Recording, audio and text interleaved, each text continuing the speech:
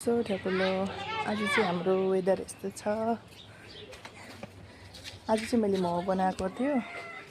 हाम्रो अमित जोलाई दिएको यहाँ बसेर खानु हुँदैछ है। अमित दा तपाईलाई मोमो कस्तो लाग्यो? राम्रो लाग्यो। मिठो भयो? तारिफ चाहिँ कस्तो छ अरे? दामी छ।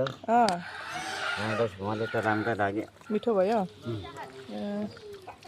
खाएको छैन? खाएको छैन अहिले तपाईलाई दिएको फर्स्टै। दिएन? भाइहरू खोइ भाइहरू त घरमा। डाँडामा गएन? डाँडामा आमा घर गएन? त्यहाँ अन्त बोलाउँदै थियो त भाइले नुहाइदिने भन्दै थियो त।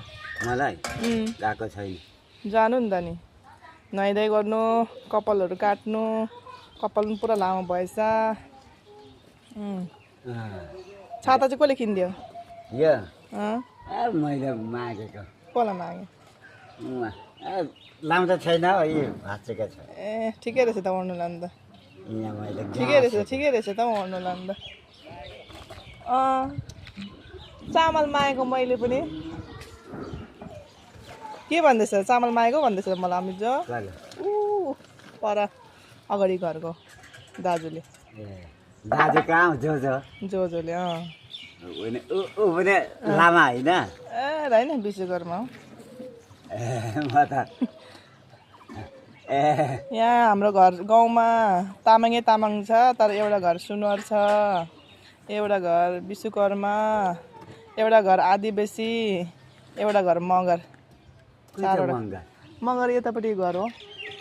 यो त्यो बिक्कु मगर। अन्त राइनी बुढी छ नि? राइनी बुढी चिन्दै रहेछ त। बिक्कु जोजो हो, एकजना मगर, एकजना उसको बुढा मगर, बुढी चाहिँ राइनी। म त तामाङ भनेको। लु त होइन होइन मगर हो। उसको आमाहरू अन्त माथि डाँडामा सरेको छ त नि।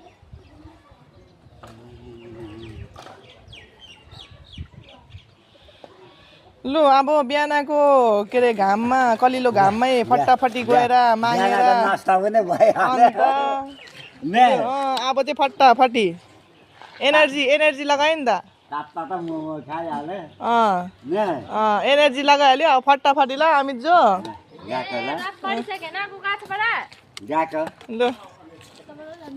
लु जाऊ बिहानको घाममै फट्टाफट्टी मागेर चामलको बोरा भराउनु।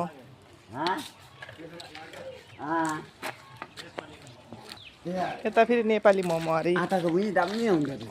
दामी मन पर्यो आँटाको मोमो।